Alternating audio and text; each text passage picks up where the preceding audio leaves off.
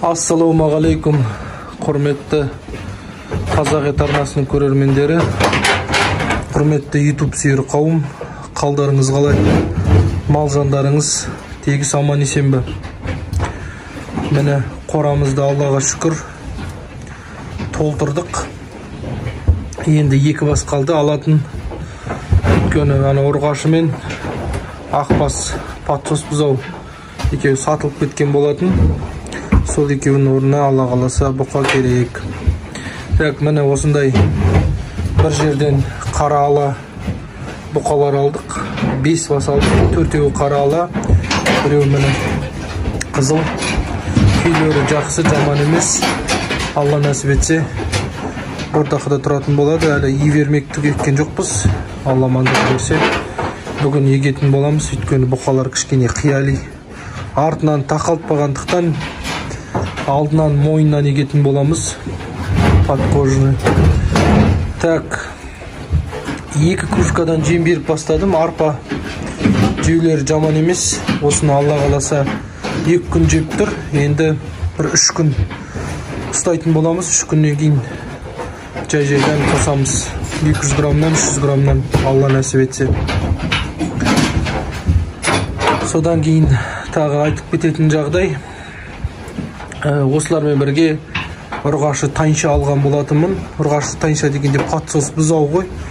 11 айлық салмағы 145 килограммның көлемінде шықты.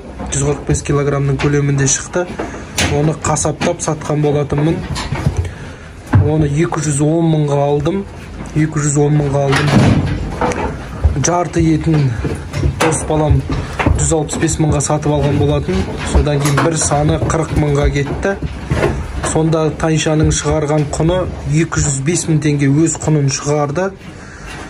Және де өзімізге үйге ет керек болғандықтан, еті жұмсақ болғандықтан балалар бар.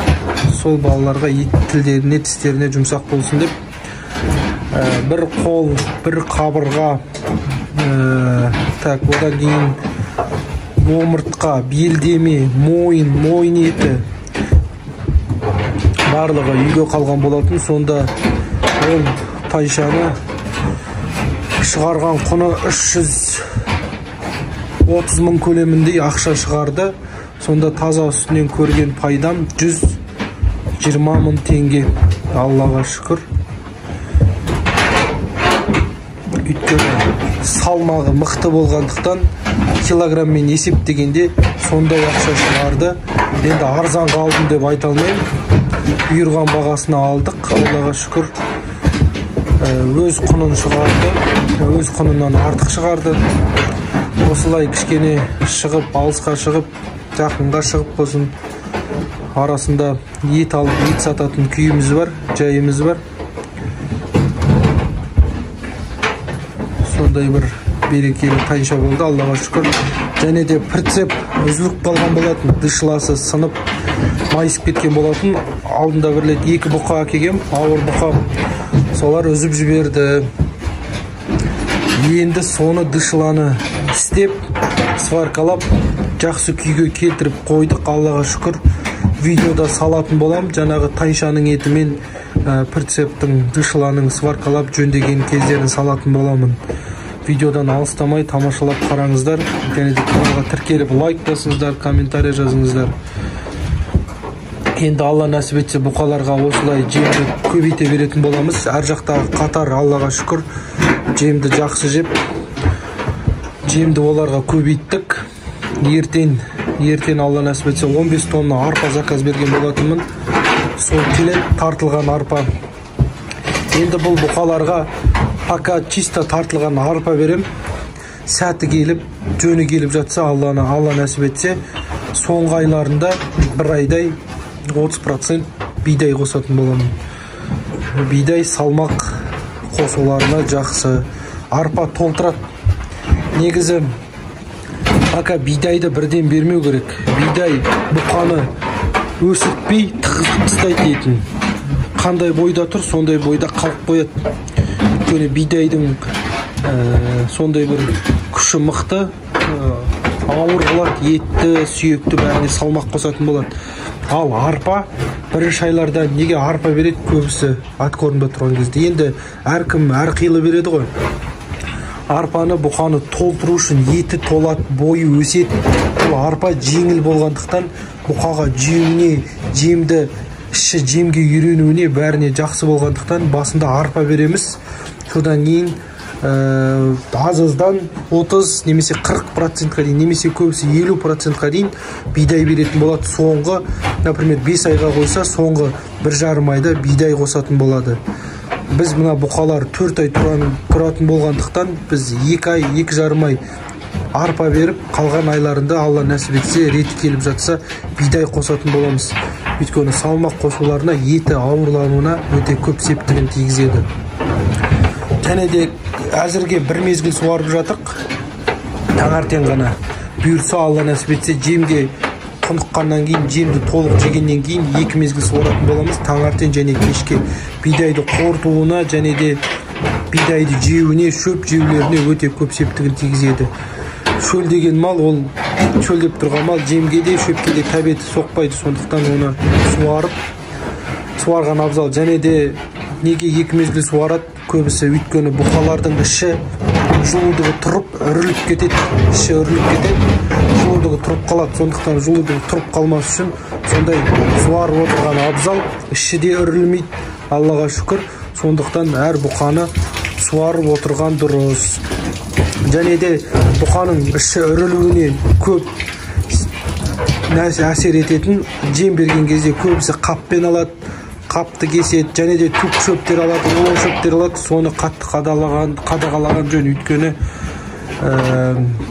шпагат жіп кетіп қалады, және де жіп кетіп қалады. Сонда бұқаның ішінде жіп кетіп қалғандықтан іші үріліп, бұқаның тәбеті соқпай, көп мал іші үрілгенмен өліп кетуі мүмкін. Сондықтан соны қатты қадағалаған абзал. Және де бұқалар негізі көп жайлауда жайылған малды алған дұрыс. Мынандай өріске барып келген, үйдің маңайында жайылған бұқалар көбінесе далада біз халықтар қатты тазалыққа қарамағандықтан салафан, пакет сондайларды лақтырамыз. Соларды жеп қояды, содан кейін ішіне барады, ол тікшек арқылы шықпай, іші үріліп, содан кейін мазасы кетеді. Былтыр менде бір бұқада солай болған, іші кетіп, мазасы кетіп, семірмей қойды. Бірақ сонда да арпаны бықтырып беріп, үйтіп семіртіп, сойғандан ішінде қараса, қара салафан жүр екен. Сондықтан соның бәрін қатты қадағалап, қараған дұрыс. Өйткені малды бордаққа қойғанда, бұл уже малдың күйін, жайын ауырып тұрма, не болып тұр, жемді қалай жеп тұр, артында әр бұқаның боғын қарап, тышқақтап тұрма, тышқақтап тұрған жоқ па, соның бәрін қатты қарап, бордақаны қатты қадағалаған абзал. Сондықтан таңертең кірген бетте бұқалардың дейін саулығын қарап, содан кейін бисмилля деп таңғы асын беріп, арпасын, шөбін, жемін салып береміз. Әзірге осы. Каналдан алыстамай лайк басыңыздар, комментарий жазыңыздар, бүкіл басыңыздар, видеоны таратып жіберіңіздер. Каналды әрі қарай жылжуына көп септігін тигізесіздер. Және де тағы да айтып кететін жағдай, көп көрермендер видеоны подпискасыз қарайды. Сол көрермендерге айтарым, каналды подписация, колокольчигін басыңыздар, ол сіздерге түк те кетпейді. Подписчиктарымызды көбейтейік, және де осындай қазақ жігіттерді, айналысып жатқан, өзіне шаруашылықпен айналысып жатқан жігіттерді қолдап отырыңыздар. Басқа да каналдарды, YouTube каналдарға тіркеліңіздер. Ол каналдарды да қолдай отырыңыздар. Қазақты қазақ қолдамаса кім қолдайды? Әзірге осы. Келесі кездескенше, келесі видеода кездескенше аман сау болыңыздар.